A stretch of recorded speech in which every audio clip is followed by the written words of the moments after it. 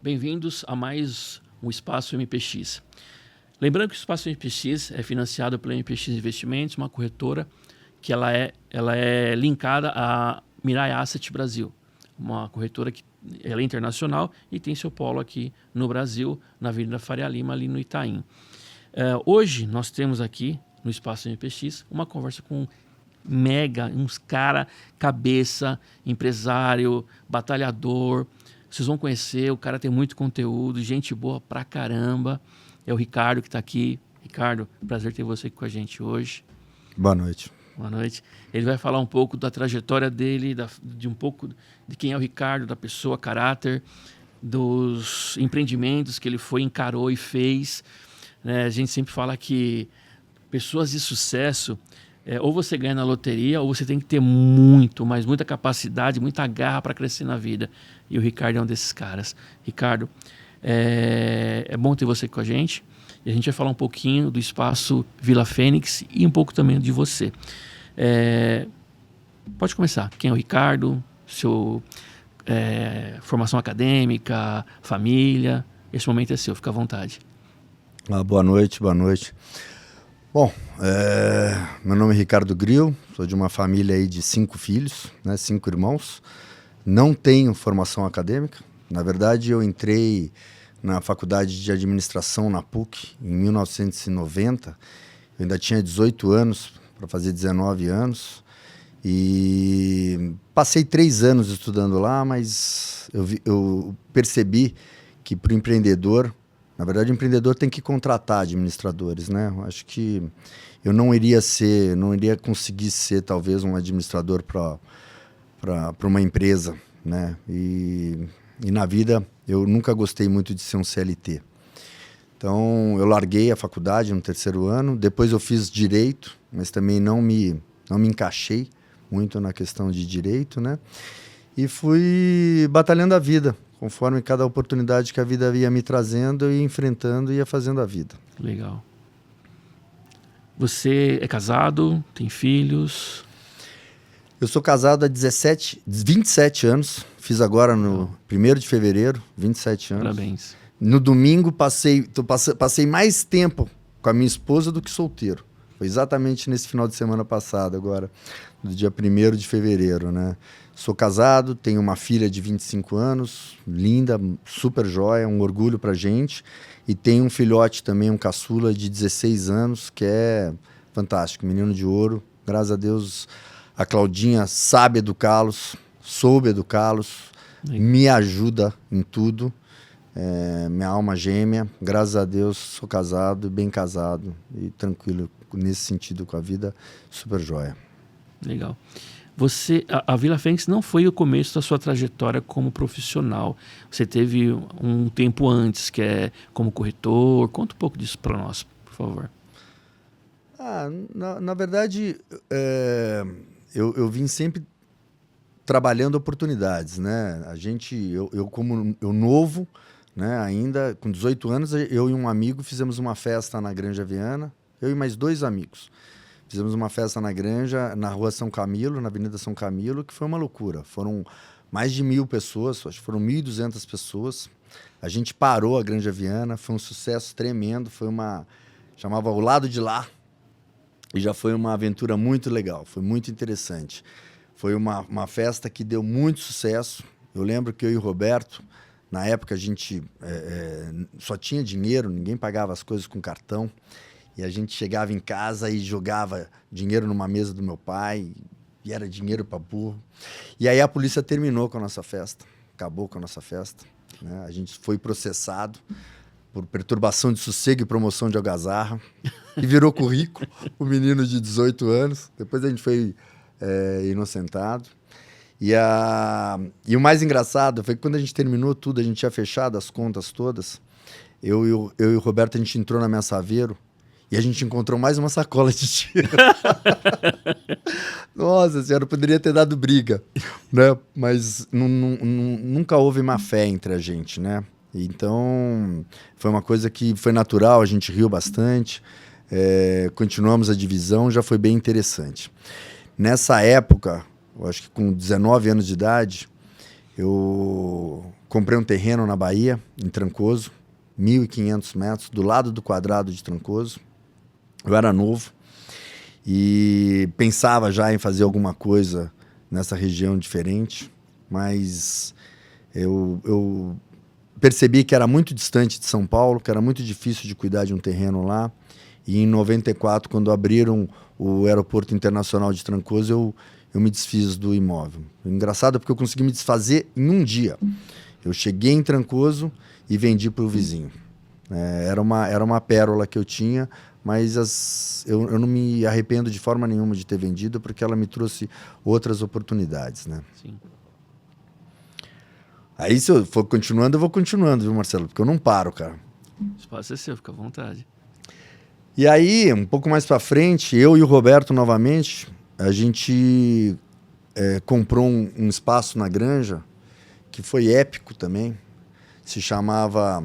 A gente montou um bar, se chamava Canja da Granja. Essa é uma história muito gostosa, muito contente, tem muitos detalhes, né? Mas basicamente eu e o Roberto, a gente encarou uma reunião, era eu, Roberto e um terceiro amigo, e a gente encarou uma reunião com o dono do bar lá, e o cara queria 140 mil, e eu ofereci 40 mil, e o cara ficou louco, quase estourou, falou que a gente não tinha direito de estar na mesa com ele, a gente foi pedindo calma, o outro nosso amigo também tentou conter um pouco, mas a gente acabou desfazendo a reunião ali. Um pouco mais para frente a gente desenvolveu a história toda, acertamos um valor, e quando nós assinamos esse contrato, eu estava voltando para a Granja Viana já com a chave, e um dos nossos amigos pulou fora. E aí a gente ficou meio perdido, porque eu e o Roberto, a gente tinha poucos recursos, né? E aí teve uma passagem muito engraçada, porque a gente precisava pagar 15 mil pro antigo dono, o resto eram dívidas que a gente assumiu, aluguéis atrasados, Sabesp, o outro proprietário que a gente tinha que pagar, que eu fui parcelando isso tudo, né? E aí a gente foi para um jantar japonês que o Edil fazia pra gente. E nesse jantar a gente encontrou o Oswaldo Aroca, que era um amigão nosso. E a gente conversando, o Oswaldo falou assim: quanto que custa esse ponto? A gente falou 100 mil. Aí ele falou: então eu quero 15%. Aí eu falei: então dá um cheque aqui pra gente. E foi mal barato. E a gente abriu esse bar no dia 17 de dezembro de 97, e foi uma loucura, porque a gente achou que ia ter que dar chopp para fazer frente ao fornecedor, e na verdade vieram 350 pessoas, a gente vendeu 8 barris de chopp, foi uma loucura, acabou com tudo, e ali foi uma experiência que eu tenho, ainda menino, né? Que foi muito legal. E esse bar formou muitos casais na Granja Viana, muitos casais mesmo. A gente chegou a colocar mais de 600 pessoas numa noite no Canja da Granja, né? Tem histórias hilárias, passagens do Sepultura, do Belo, aí tinha karaokê. Se você conversar com o público, com o povo da Granja, cada um tem uma história de lá. Cada um tem uma história do Canja da Granja, né? Mas o Canja da Granja acabou tendo fim numa venda que a gente fez para 3 estrangeiros. E foi legal também porque a vida noturna, ela cansa, né? E aí, nesse momento, eu já estava junto da Claudinha, minha esposa, que era a minha parceira lá no Canja. E aí a gente preferiu mudar um pouco a linha, né? A linha e o modo operante da vida. E saímos da noite. Legal. E me diz uma coisa, Ricardo.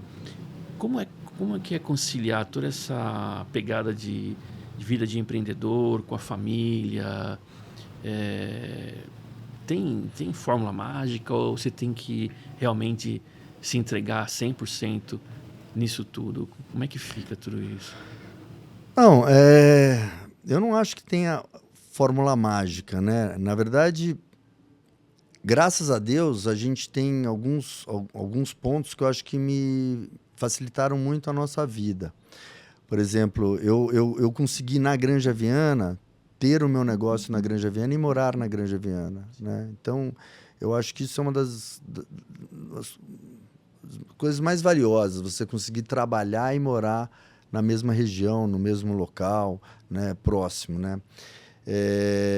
Com isso, graças a Deus, hoje em dia, que a gente já tem a Vila Fênix, que é uma galeria que me dá um suporte um pouco maior, e com a liberdade de um trabalho de corretora ou de investimentos imobiliários, ela permite que a gente tenha uma rotina tranquila, né? Então, graças a Deus, eu e minha esposa, parece brincadeira, mas a gente leva junto ainda o meu caçula de 16 anos para a escola. A gente muitas vezes busca ele junto. Nós tomamos café da manhã juntos, nós almoçamos, jantamos normalmente juntos. Eu gosto muito de cozinhar, então muitas vezes eu volto para casa, cozinho, a gente come junto, né? E nos momentos de aperto, os familiares que percebem as questões, eles nos dão muita força, né? Então eles percebem tudo, né? No começo da nossa vida junto, eu tive muita dificuldade por conta de um problema que eu tive no meu braço. Eu enfrentei 5 operações nesse braço, né? E teve um momento que o meu médico falou: você tem que ficar parado. E eu fiquei praticamente 2 meses parado. E nessa época quem trabalhava era minha esposa. A Claudinha trabalhava na Nielsen. E ela segurou por um tempo muito bom as questões todas da nossa casa, né? Quando a coisa mudou praticamente, e a Claudinha também estava com o sonho de fazer uma faculdade de biologia, a gente preferiu que a Claudinha abandonasse o trabalho dela, né? E até hoje a gente mantém essa ideia nossa. A Claudinha já pensou em voltar para um trabalho e eu sempre pedi para ela não, porque é importante para a gente ter o tempo dela conosco, porque se ela não cuida da casa, quando a gente chega está vazio. E se ela tem os estresses dela, a vida fica mais complicada. Às vezes só a minha dificuldade ou o meu estresse é mais fácil. E aí ela sabe ponderar as questões como um todo, né? Essa questão da minha esposa me lembrou muito uma ligação que às vezes as pessoas falam que não gostam de ter sócio. E eu gosto de ter sócio.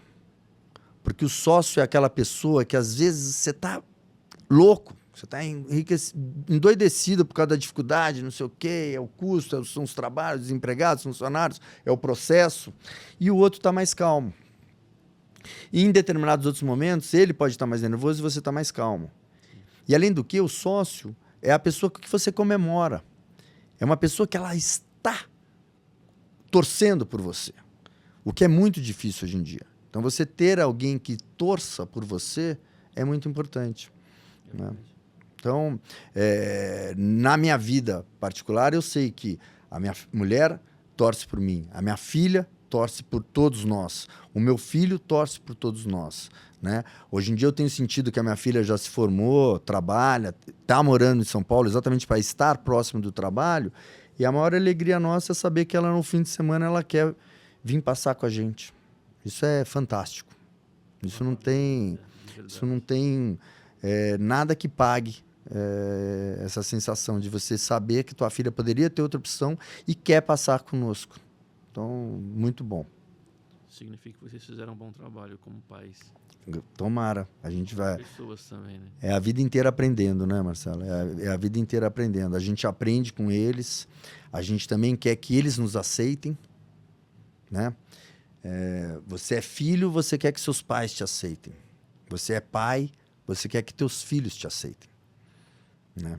Então, às vezes eles não percebem, mas eles nos ensinam e a gente também está o tempo todo querendo que eles nos aceitem. Família é isso aí, né? E todos têm defeitos, né? Nós temos defeitos. Eu sei, eu tenho consciência de que eu tenho defeitos, né?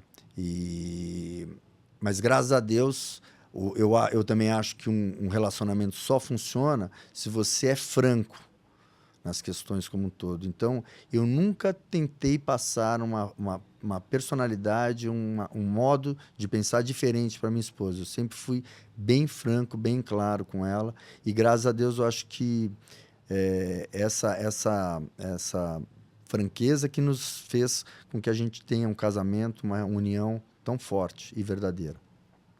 Você tem uma empresa que faz gestão patrimonial, é isso? Eu tenho uma empresa que cuida da Vila Fênix, que é a Lime Grill, que sou eu e um sócio. E eu tenho uma outra empresa que é a NGP, a Núcleo de Gestões Patrimoniais, que cuida de patrimônios das pessoas, né? O que que eu vejo? Eu que já trabalho há mais de 30 anos com imóveis na Granja Viana. Sim. Muitas vezes o proprietário ele não sabe o que fazer com o seu imóvel. Ele sabe que ele tem um imóvel, mas às vezes ele não sabe como explorar aquele imóvel. Você consegue passar para ele as melhores situações. Às vezes ele tem um imóvel, ele não quer ter dificuldade, eu quero vender esse imóvel dessa forma inteira. E você consegue mostrar para ele que se a gente dividir, se a gente mudar algumas situações, o imóvel vende muito mais fácil. Ou muitas vezes nem venda, né? Você consegue explorar. A gente, ao lado da Vila Fênix, a gente tem o Castelo Aragon, que todo mundo da nossa região conhece, o Castelo Aragon, que é uma área imensa, de 12 mil metros, com 5.400 metros de área construída, que por 15 anos eu fiz a gestão desse patrimônio. E foi muito bem, Graças a Deus deu tudo certo. Hoje em dia a gente colocou uma escola nesse imóvel, que é uma escola vencedora. Hoje em dia tem muitos alunos, né?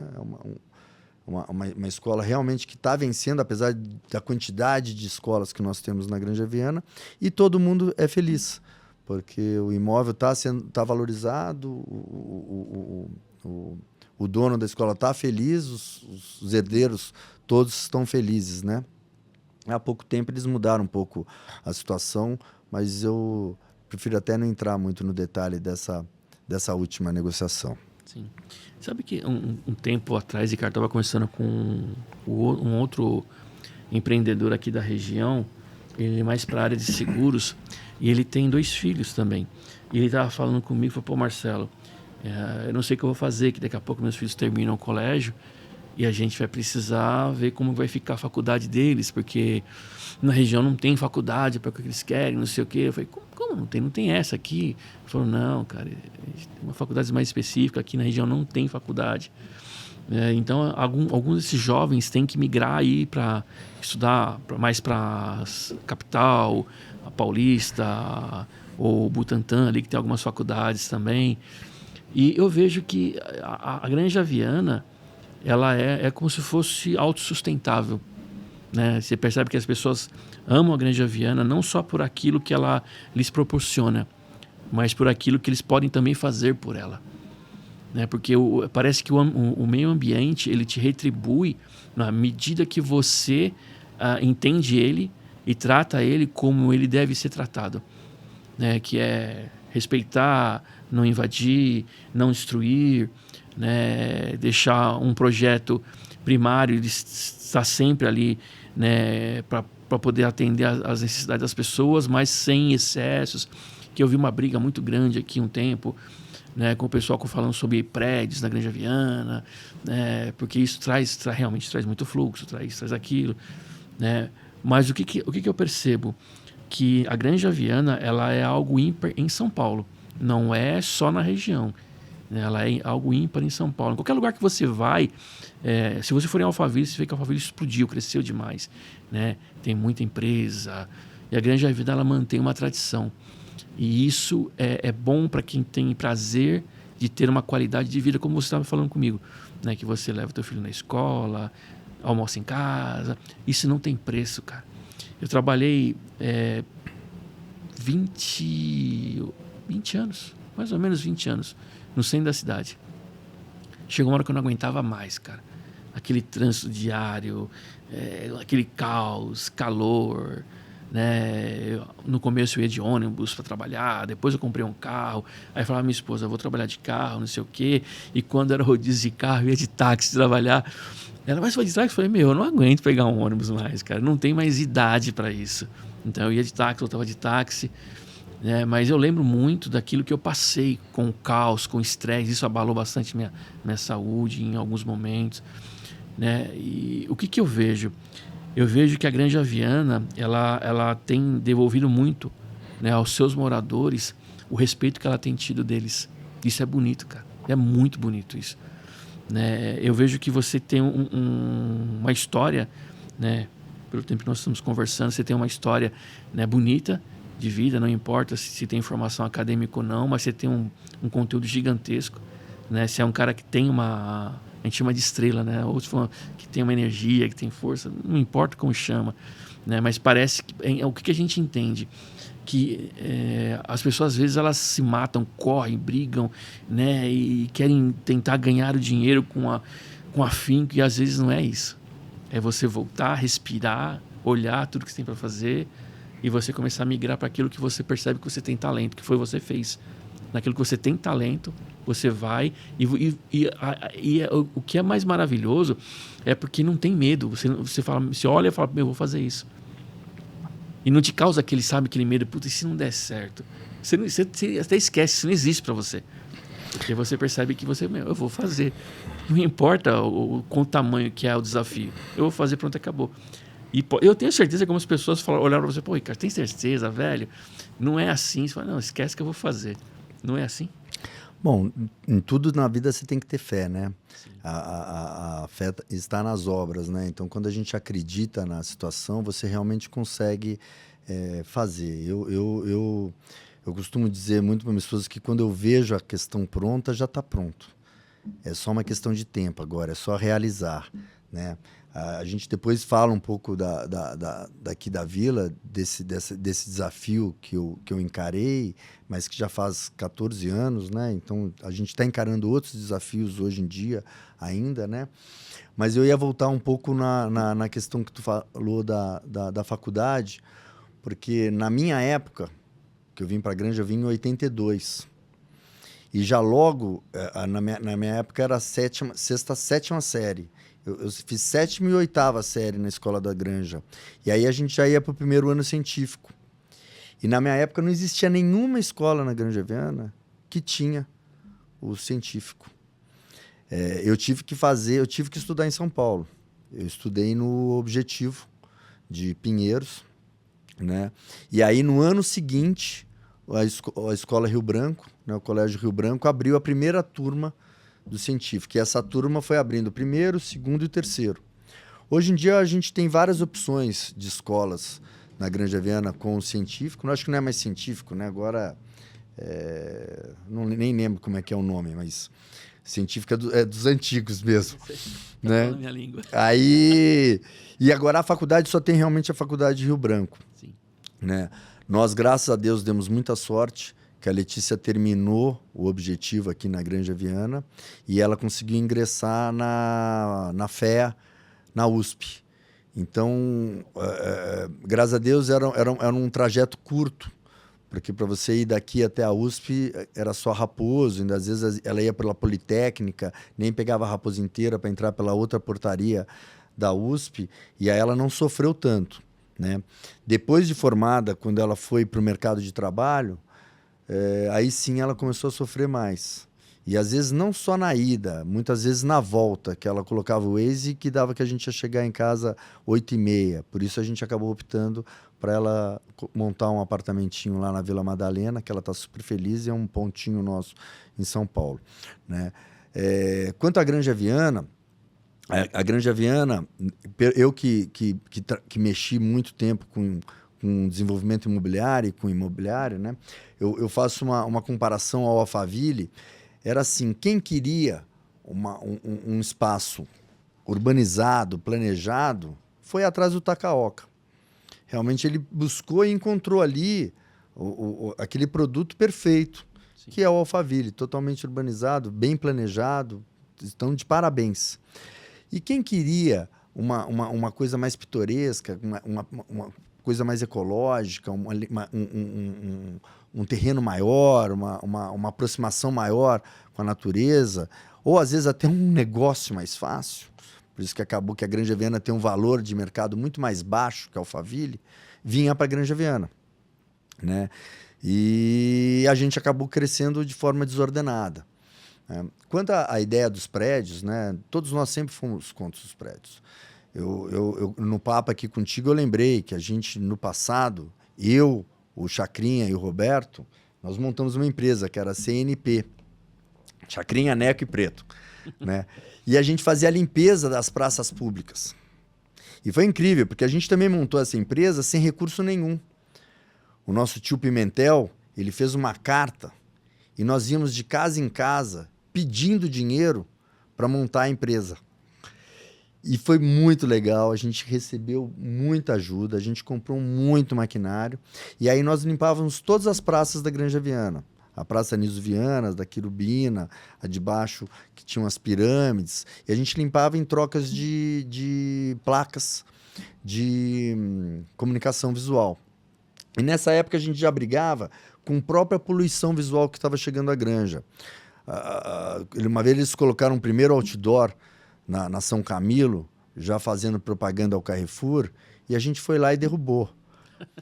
E o primeiro prédio que ia sair na Granja Viana, a gente ia lá com um Jeep meu e a gente puxava os ferros tudo pro meio da rua. E eles não conseguiram. Tanto que demorou muito tempo para que realmente alguns prédios aparecessem na nossa região, né? Até porque realmente é um bairro, uma comunidade unida, luta pelos seus direitos, né? E que pela segunda vez agora, nesse momento atual, conseguimos derrubar a verticalização na Granja Viana, né? Pela segunda vez a gente conseguiu convencer o Ministério Público de entrar com uma ação e derrubar a alteração que foi feita no plano diretor, porque a Granja Viana não suporta a verticalização, ela simplesmente não suporta, né? Nós não suportamos mais nem muitos empreendimentos, tá complicado.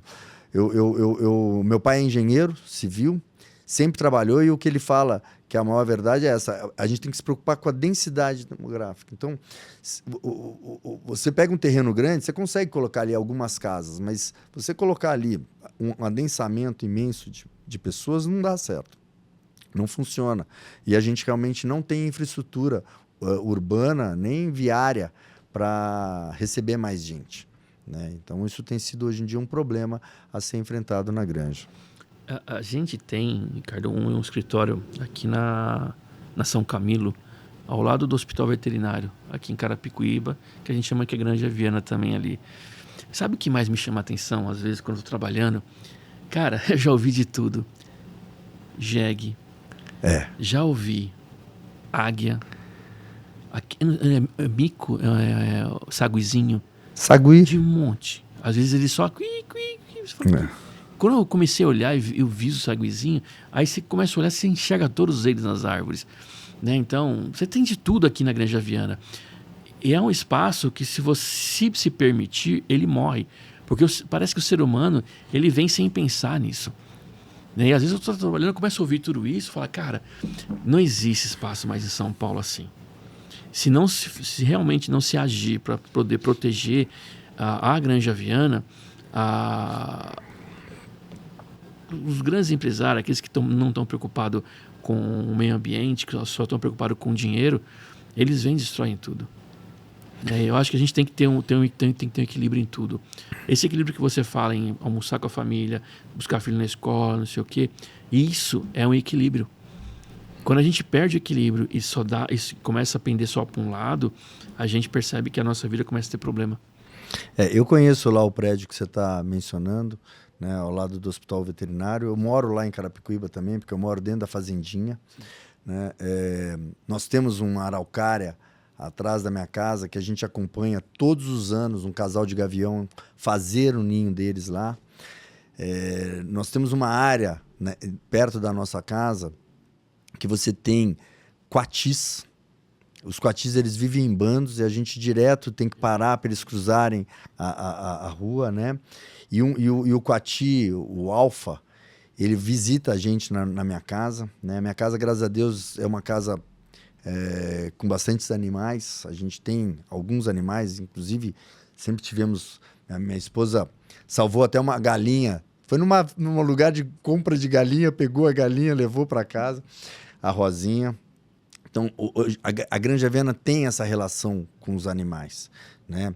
E como a gente ainda, graças a Deus, ainda tem algumas reservas verdes, a gente ainda consegue manter essa vida animal muito junto de todos, né? Na São Camilo, não é difícil você ver porco andando, cavalo andando, o gado andando, né? Os jeguinhos, que nem você falou, né? E isso é muito comum. E realmente, eu acho que a Granja Viana tem essa característica aí que difere ela de qualquer outro lugar aí de São Paulo, né? Por isso que é tão gostoso aqui essa nossa região, né? Eu acho muito, muito gostoso. Me diz uma coisa, se você fosse falar sobre um case de sucesso seu, que é aquilo que você fala, meu, putz, isso aqui para mim foi a pérola da minha vida profissional, qual seria? Bom, a vida, eu acho que a vida realmente sempre é uma evolução, né? E a gente vem desde das pequenas experiências crescendo, né? E sempre trabalhando, né? Mas com certeza a Vila Fênix, para mim, foi um dos maiores desafios que eu tive. E hoje em dia é o maior percentual do meu patrimônio, né? Foi um desafio muito grande que foi, graças a Deus, deu sucesso e até hoje está bem resolvido, né? A Vila Fênix era uma ruína aqui que estava abandonada desde 1978. Isso aqui era para ser uma réplica de um picadeiro de Viena. Aí depois eles mudaram para alguns quartos em cima, existiam 19 quartos, né? E que era para os convidados da família Berjot poderem ver os desfiles de cavalos, só que ela nunca foi concluída. Ela não foi concluída e aí ela ficou largada realmente à natureza, e a natureza tomou conta da Vila Fênix como um todo, né? O seu Eduardo Lima, meu sócio, comprou a Vila Fênix em 96, da família Berjot, com um patrão meu, que era o Isaac Pires Machado, onde nós trabalhávamos numa imobiliária da Estilo Negócios, na frente do São Paulo 2. Lá eu já conheci o Eduardo, e desde então eu tentava vender a Vila Fênix para todos os tipos de investidor. E infelizmente as pessoas não encaravam de vir e comprar, porque você olhava aquilo e dava medo, porque estava realmente tudo tomado por umidade, por infiltração, não tinha telhado, e era uma obra muito grande. Nós temos 2.600 metros de área construída, então dava muito medo de você encarar aquilo. E aí, num determinado momento, eu conversando com o Eduardo falou, pô, só você que gosta daquilo lá, me faz uma proposta. Nessa época eu tinha uma casa própria, eu tinha alguns lotes na fazendinha, eu tinha um pouco de dinheiro aplicado. E eu fiz um estudo, e esse estudo deu para perceber que a gente teria condições de explorar isso e ser muito bem sucedido. Nessa época, que foi 2007, você não tinha a quantidade de centros comerciais que você tem na Granja Viana. Não existia o The Square, não tinha o The Point, não tinha o Prime, não tinha nada, né? E aí eu fiz uma proposta de parceria com o Eduardo, onde eu reformaria toda a Vila Fênix e nós dividiríamos a propriedade. Ele me retrucou com uma outra questão, me deu um percentual mais baixo, para ele ficar um pouco acima, foi justo, foi ótimo, mas ele também me deu carta branca para conseguir tocar o tempo que eu demorasse, o que eu pudesse fazer. E aí eu encarei a Vila Fênix, eu não chamava Vila Fênix, era Forte Félix, porque é na José Félix, e eu chamava de Forte, mas depois a gente percebeu que a gente estava fazendo renascer um espaço. Legal. E aí nasceu então a Vila Fênix, e a gente, graças a Deus, teve muito êxito, né? Hoje em dia eu tenho 25 inquilinos, distribuído pelas salas todas. A gente, graças a Deus, não tem sala vazia. né? Eu tive a experiência agora nessa semana de uma moça que me entregou a sala na segunda-feira e na terça-feira eu tinha 2 interessados na sala, que um até ficou chateada comigo porque o outro acabou fechando primeiro. E foi um empreendimento que, graças a Deus, ele logo em seguida ele já conseguiu me dar condições de reconstruir uma casa, porque eu tive que vender a minha para colocar aqui. E me sustenta, de uma certa forma, me dá tranquilidade para o dia a dia, né? É claro que, como eu te falei, a gente nunca desistiu, nem parou os desafios. Logo, terminando aqui, eu encarei a reforma toda no Espaço Aragon, que eu não participei da propriedade lá, foi um formato diferente, onde eu alugava e já pagava um aluguel para a família toda e tinha que fazer virar, porque senão eu ficava em prejuízo, né? E assim, e a vida que segue e que tá nos levando. Eu teria uma pergunta para te fazer agora, mas eu acho que não tem como fazer ela para você. Se você voltasse no tempo, se você seria CLT ou manteria na mesma pegada que você tá? Na verdade, é assim, né? Eu sempre imaginei ser dono do meu próprio negócio. Mas quando eu era mais novo, né, o meu pai foi demitido. Meu pai trabalhou a vida inteira numa empresa, Associação Brasileira de Cimento Portland. E ele, com 50 e poucos anos, ele foi desligado da empresa. E eu percebi o quanto que isso é um baque na vida de uma pessoa. Sim. Né? Nessa época, a gente acabou comprando um galpão aqui no Parque São Jorge e montou uma loja. Essa loja, no começo, era até... Eu sou muito apaixonado por automobilismo, a gente até pensou em fazer uma coisa de alinhamento, balanceamento, para eu gerenciar ou cuidar, né? Mas o galpão foi comprado com um sócio dos meus pais, o tio Osmar, e o tio Osmar tinha uma rede de loja de imóveis, e o tio Osmar, então, em conversas deles mesmo, decidiram montar uma loja de imóveis. E aí acabou que o Ricardo Grill ia ser de gerente, eu passei a ser um vendedor e passei a ser um CLT.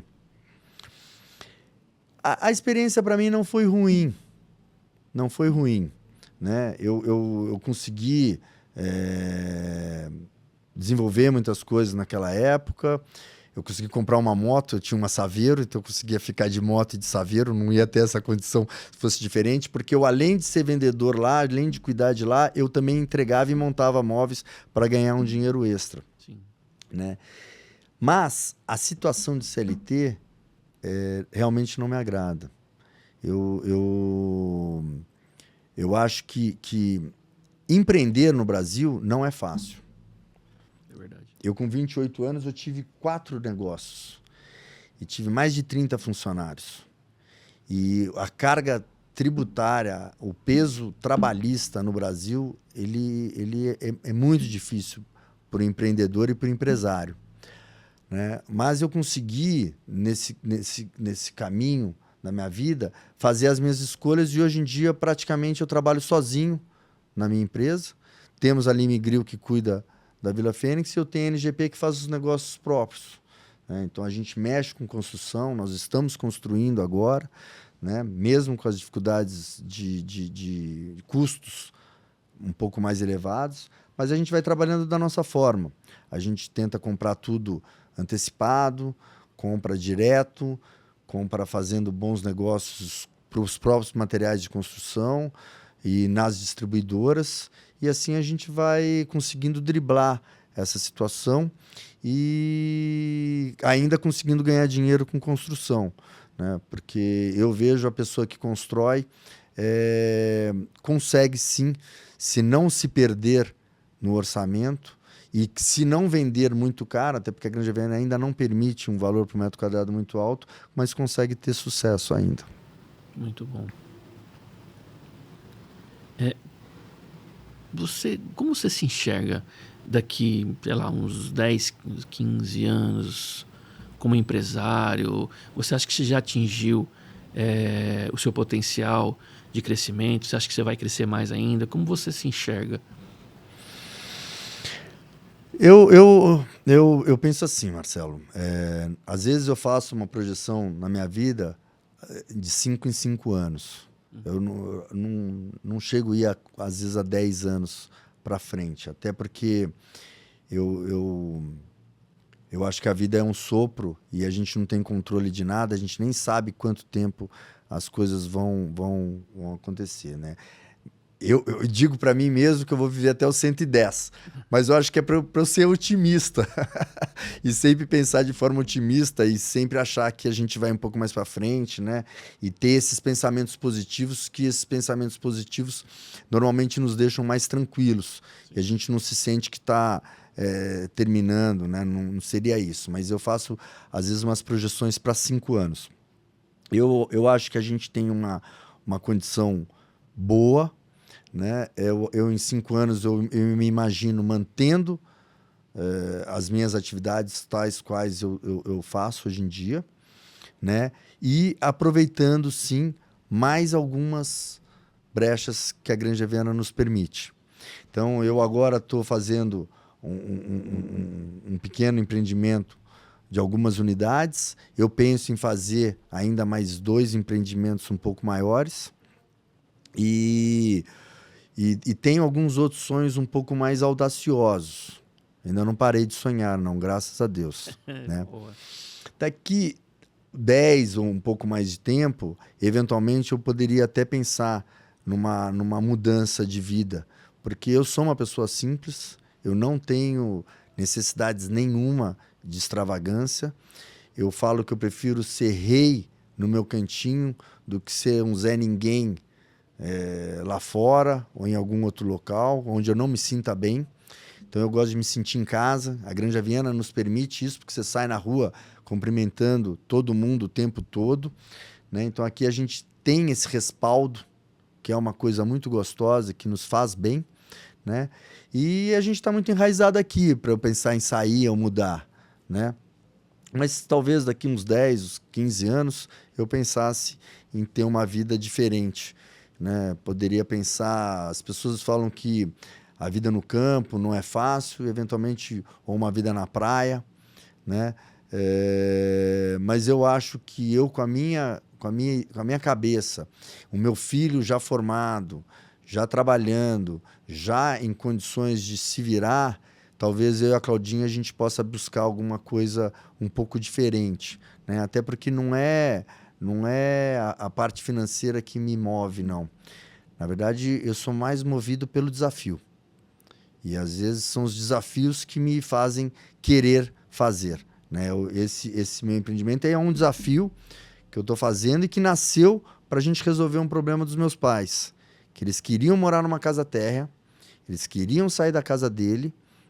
Então a gente buscou uma opção, eu consegui encontrar no mercado uma opção, e para que isso girasse e funcionasse, exigiu que você, além de construir essa unidade, que ele, teoricamente, vai encarar para construir, mas a gente desenvolveu um todo para que essa fração servisse para ele e ele pudesse fazer essa mudança, o que eu acho que vai ser muito bom para ele. Meu pai tem 84 anos e quando eu discuto com ele esse novo projeto, eu vejo que ele vive, que ele se enche de energia, e isso é muito bom, com certeza, para ele e para minha mãe, que são pessoas maravilhosas e que merecem também, de novo, dar uma guinada e ir para frente. Deixa eu fazer uma pergunta. Já passou alguma vez pela sua cabeça em fazer palestra motivacional, não? Não. Nunca passou? Não. É porque, assim, hoje, os jovens, eles precisam de um referencial. E pelo tempo que a gente está aqui conversando, batendo esse papo, eu entendo que você tem algo que faria muito sentido para os jovens hoje, que é aquilo que a gente chama de experiência, de capacidade, né, e motivação para fazer as coisas. Eu falo, às vezes, com alguns clientes meus, que eles precisam me falar, é como se fosse um médico, né? Eu falo, mas você precisa me falar o que você tem, aonde está doendo, porque eu preciso entender tudo para poder te ajudar. né? Diferente de você, que você é um empresário mais para a área de empreendimentos, eu trabalho na área financeira, né? E eu sempre falo para o meu cliente, cara, eu preciso saber como você está para eu poder achar uma solução que se encaixe perfeitamente à sua necessidade.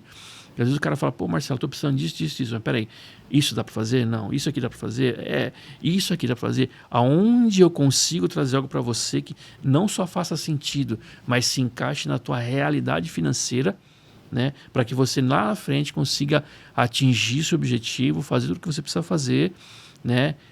Controlando os seus gastos, seu orçamento. E eu acredito que o seu histórico, a sua experiência ajuda muito os jovens a poder, sabe, entender o que ele faz, como ele vai fazer, a ter uma pegada de... Porque hoje o jovem, eu vejo que eles estão muito perdidos naquilo que vai ser o futuro dele. O Brasil, ele não está deixando uma lacuna grande para o jovem falar, meu, eu quero ser isso, eu quero ser aquilo. Eu vejo muito porque meus filhos hoje com 29, 27 anos, eu percebo que eles estão entrando no mercado, minha filha fazendo a segunda faculdade, meu filho terminando a faculdade dele, né? Eu percebo que eles estão entrando no mercado, mas é um mercado competitivo, né? E se o jovem não tiver mais bagagem, mais conhecimento, para ele fica mais difícil. Eu falo muito para eles, cara, hoje você ter só uma faculdade já não é mais referencial. É faculdade, é inglês, é curso de qualificação, é mestrado, é pós, é isso e aquilo. E às vezes tudo isso o jovem faz e eu falei, agora o que eu faço com tudo isso? Né? A gente precisa ter alguém que ajude eles a encontrar esse caminho. Né? E nós temos isso. Eu falo às vezes que nós somos dinossauros, mas que nós temos muita bagagem, muito conhecimento para passar para esses jovens. E eu acho que seria interessante, de repente, até mesmo no Pitangueiras, como você falou que você conhece bem o dono do Pitangueiras, né, trazer alguma coisa de experiência para esses jovens, porque isso sim faz diferença na vida deles. Né, eles se encontrarem, porque eu vejo muito falar sobre você tem que fazer um teste vocacional. E às vezes até o teste vocacional não funciona. Né? Porque o jovem ele fala, o que eu vou fazer? Você é engenheiro, você é advogado, você é administrador. Eu falo, cara, quem faz curso de administração, pena na vida. Pena. Porque ficou muito vago. Ou você vai para áreas específicas, e às vezes a área específica que a pessoa foi, ela não está remunerando tão bem quanto deveria. Né? Então, ser o seu próprio chefe, o seu próprio mentor, às vezes as pessoas acham que é fácil, e não é fácil. Se acordar cedo, chegar em casa cansado, às vezes chegar tarde em casa. Né? Eu aprendi a acordar com os meus problemas e não pensar neles. Porque eles já me judiaram demais. Já tiraram muito a minha paz. Eu falei, não vão mais, cara. Então aí eu vou resolver. Se eu não conseguir resolver agora, eu vou amanhã, depois de amanhã. Eu preciso fazer o quê? Crescer, ganhar clientes, ajudar os clientes a crescer, fazer dinheiro. É isso que me motiva a acordar. Né, levantar, ir lá e ganhar mais um dia. Eu falo que a gente vive numa arena. Só que não é você enfrentando um gladiador, é você enfrentando um leão. Então você se acorda para matar um leão por dia. Né? E você já matou vários pelo jeito. É complicado mesmo, Marcelo. Mas assim, na verdade, eu até me surpreendi de estar aqui batendo um papo contigo, né? Porque eu não sou muito... de conversa, realmente eu sou até prolixo. O papo vai, flui bem, né? Mas eu não sei como eu estaria, às vezes, numa apresentação pública, uma apresentação para várias pessoas, né? Às vezes isso é uma coisa para se aprender também, né? Porque a gente... É mais um desafio, não seria difícil de enfrentá-lo também, né? Mas... eventualmente vamos ver o que a vida nos reserva e nos pensa, né? Eu acho realmente que a juventude de hoje em dia está precisando de alguns toques, de algumas colocações, né? Porque elas tá muito difícil. Realmente o que você falou está cada vez mais competitivo, e essa década ainda eu acho que eles vão sofrer um pouco mais, porque eu acho que a gente vai viver uma revolução por conta da inteligência artificial, por conta de todas essas mudanças que a gente tem percebido no mundo como um todo, né? E essa polarização toda que hoje em dia está incomodando, e o mundo digital. Porque se a gente, às vezes, tem que se policiar para não ficar o tempo todo no celular, coitado das crianças. A gente percebeu que nesse ano o governo implantou uma medida de proibir o celular nas escolas. E, a princípio, meu filho foi contra. E hoje em dia ele está gostando. Porque é impressionante, mas as crianças estão aprendendo a reagir umas com as outras no intervalo e nos recreios. Que nesse momento, quando eles usavam o celular, eles ficavam presos numa vida, numa tela. Então, essa mudança pode ser importante até para que a gente mude realmente o caminho que a juventude está tomando, né? E eu acho que realmente esse distanciamento à tela do celular hoje em dia é a coisa mais importante.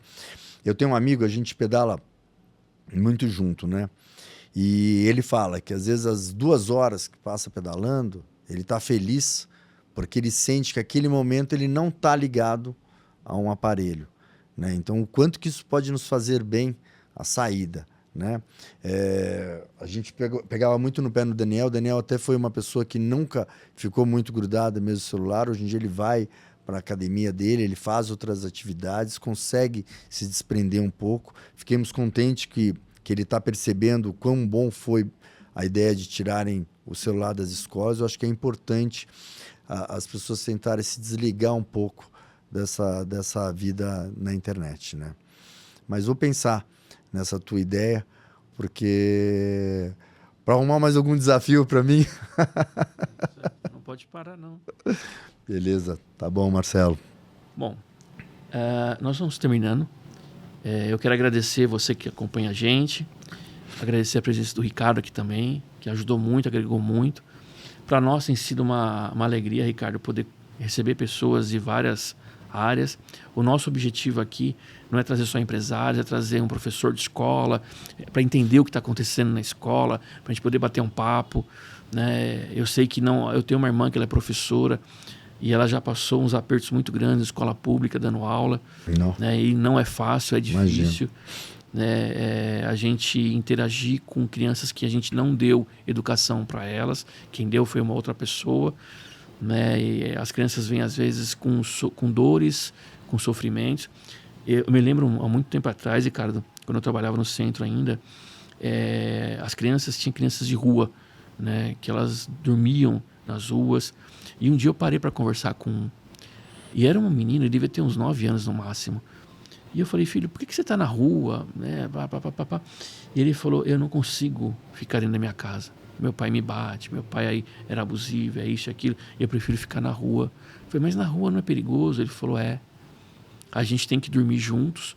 Embaixo, para quem conhece Praça da Sé, né, tem as saídas dos dutos de ar do metrô que saem um ar quente. E eles dormiam ali embaixo, né, juntos. Primeiro, para poder ficar quente. E segundo, para não ter... Porque ele falou que à noite sempre vinha alguém para tentar agredir eles, enfim, né, fazer todo o mal para aquelas crianças. E eram crianças que compravam cola de sapato. Eles tiravam aquela cola de sapato, aquela cola era muito forte, ela é tóxica, aquela cola. Eles colocavam dentro de saco plástico, né, e ficavam respirando aquele ar daquela cola, e eles ficavam doidos com aquilo lá, né? Que era o que mantinham eles, às vezes, porque eles tinham fome, né? E eles eram banalizados, aquelas crianças, né? O que eu via em tudo aquilo? Eu via um Estado que ele foi negligente com essas crianças, né? A gente se preocupou demais com aparência e as crianças sofrendo, né? Hoje, eu era naquela época, Ricardo, que eu andava saindo da cidade, você não conseguia andar em linha reta. Era uma coisa absurda. Era muita gente. Rua Direita, Florencio de Abreu, Quintino Bocaiúva, 15 de Novembro, né? Ali a República, o Centro Velho de São Paulo, né? Era muita gente. Hoje você olha e fala, onde é que foi parar esse povo? Um monte de loja fechada, comércio que fechou. Você anda na rua, você vê uma pessoa aqui, outra daqui 20 metros, né? E para onde foi todo esse povo? Para onde eles foram parar? né? Estão trabalhando para onde eles foram. Né? Então a gente percebe que tudo aquilo que foi negligenciado não adiantou nada. Né? Hoje o centro da cidade ele está realmente largado. Para poder voltar a ser o centro da cidade, precisa de muito investimento, né? Precisa de um transporte realmente que funcione em São Paulo. Né? E São Paulo realmente é uma cidade que ela cresceu muito rápido e de maneira desordenada. Né? Eu vejo alguns espaços em São Paulo que realmente faz sentido, como a Nova Faria Lima ali, o que o Maluf estava destruindo tudo, abriu, rasgou, não sei o que, falaram um monte, não sei o que. Hoje é um espaço financeiro onde estão o coração financeiro de São Paulo está ali, naquela região. Né? Tem grandes corretoras, grandes bancos ali, grandes instituições financeiras, elas estão naquela região. Né? A nossa corretora era no centro de São Paulo, ficava bem na Rua Formosa, né? E os clientes grandes que a gente tinha na época, o nosso diretor falou, pô, vem visitar a gente. Falou, onde é que você tá? Eu falei, você tá louco, velho. Tem heliporto aí? Não, eu falei, eu não piso nesse lugar de jeito nenhum. Porque realmente é o que estava acontecendo com o centro de São Paulo. E hoje ele está totalmente largado. As instituições saíram de lá, financeiras saíram de lá, começaram a vir para Paulista, depois largaram o Paulista, desceram para a Avenida Brasil e hoje estão ali na região de Itaim, que é o centro novo dali de Pinheiros. Né?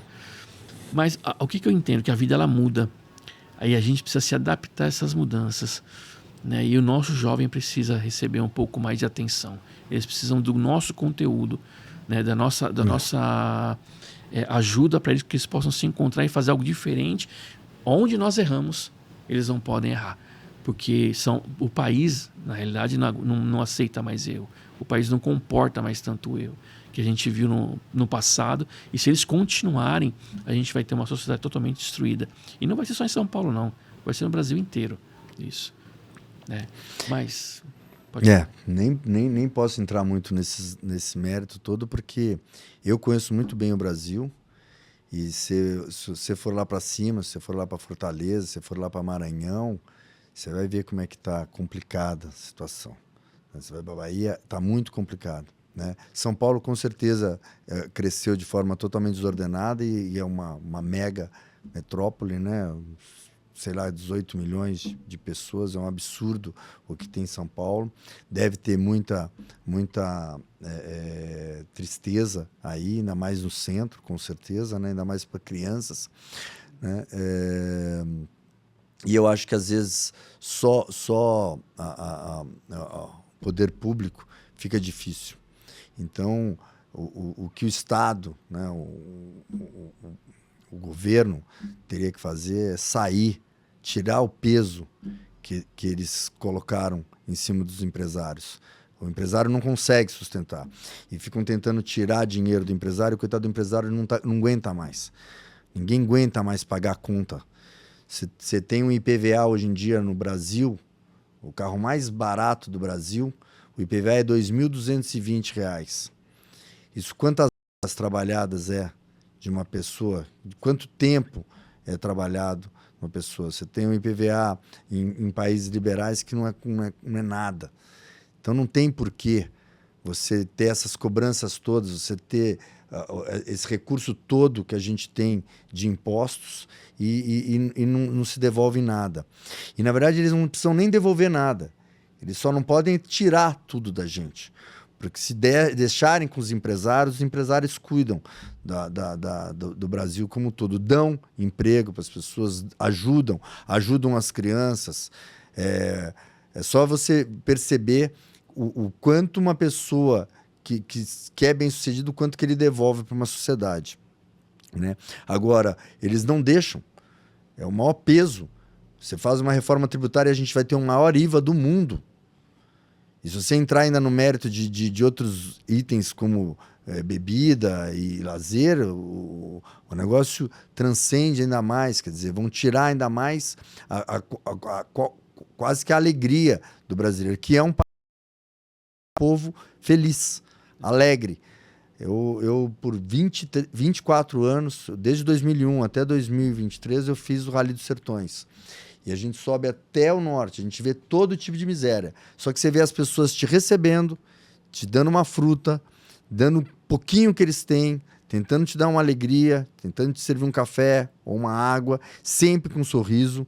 Gente pobre, sofrida, e estão sempre lutando e tentando buscar. Então, eu acho que o Brasil precisa menos Estado e tirar o peso em cima dos empresários, que eles não aguentam mais. Parece que ser empresário no Brasil é errado, é ruim. É crime, né? É crime, né? E que, né, que exploram as outras pessoas. E não é assim a vida, né? Normalmente, os empreendedores, os empresários, é que trazem dinheiro, trazem recursos e levam o país nas costas, né? Então, São Paulo não é diferente, está na mão, está com dificuldade, porque o Brasil como um todo está em dificuldade há muitos anos, né? E é um país querido. Por isso que eu te falei que eu não tenho vontade de pensar em morar fora, apesar de todo o problema que a gente vive hoje em dia de segurança no nosso país, inclusive na nossa região, né? Mas ainda continuamos esperançosos e lutando para que a gente possa ser livre e, quem sabe, com um pouco menos de peso nas costas. É isso aí. Bom, eu quero agradecer você que esteve com a gente, agradecer ao Ricardo que está aqui também. É muito bom estar com você aqui, Ricardo, poder conversar com você, conhecer um pouco da sua história, da sua trajetória, né, do teu sucesso, entender que sucesso ele não é feito por sorte, mas sim por muito esforço, por muita dedicação, por muito trabalho. O Brasil ele precisa disso, pessoas que gostam e queiram fazer uma diferença, né? A MPX agradece a sua presença aqui, que é um escritório de investimentos. A gente tem produtos financeiros também. Você que quer conhecer, acesse o nosso Instagram, Investimentos MPX. Se quiser falar com a gente, é 11 95735 2659. Chama a gente no WhatsApp, a gente vai conversar com você, bater um bom papo. E eu vou deixar esse espaço para você falar um pouco, Ricardo, dos seus contatos, da sua empresa. Se você tiver um site, tiver um Instagram, pode ficar à vontade para passar para o nosso pessoal. Boa noite. Eu agradeço a oportunidade de poder vir aqui explanar um pouco da minha história de vida, né? Algumas experiências, tem várias outras experiências, acho que quem me conhece sabe. Agradeço ao Marcelo. Eu vou querer aprender algumas coisas contigo, sim. Até falei para minha esposa que algumas coisas depois eu vou conversar contigo diretamente. E em termos de captação de recursos ou algumas outras coisas, né? E, bom, eu sou granjeiro antigo, quem me conhece sabe, né? É o Neco. E a Vila Fênix fica aqui no miolo da granja, na José Félix de Oliveira, 359. Nós temos boas atrações aqui, a gente tem uma pizzaria maravilhosa, tem um pub gostoso, tem cabeleireiros e tem diversos outros serviços, né? O meu escritório de administração fica aqui dentro, né? E para nos encontrar é só passar por aqui que a gente deixa o contato, tá bom? Boa noite. Boa noite. Boa noite a todos, muito obrigado.